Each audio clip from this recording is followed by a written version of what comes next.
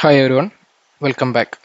So June 19th daily combo വന്നിട്ടുണ്ട്. അപ്പോൾ ഏതൊക്കെ ആണെന്ന് നമുക്ക് നോക്കാം.